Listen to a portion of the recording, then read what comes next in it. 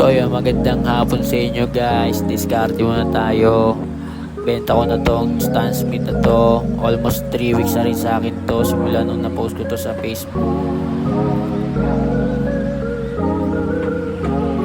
Ayan, double check muna natin maigi bago natin pa-ship sa buyer.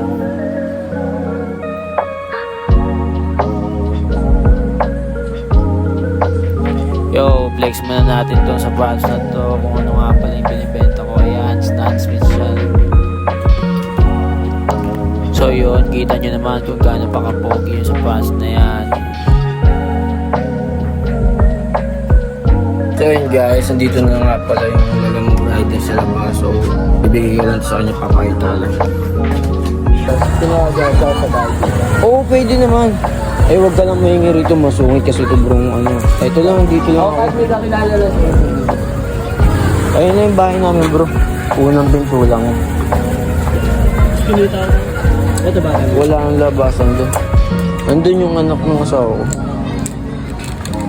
Kahit sinong babae sana, kahit bata. Para... Ayun yung nakita mong kambal doon. Yung naglalaro. Ayun. Ayun paresan doon. Anak mo? Anak ng asawa ko sa una.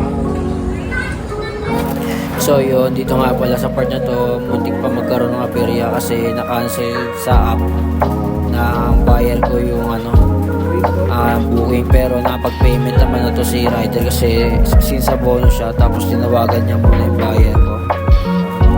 So yun, clear naman kami na sure naman to ipapaship, nagkataon lang na daw na na-cancel.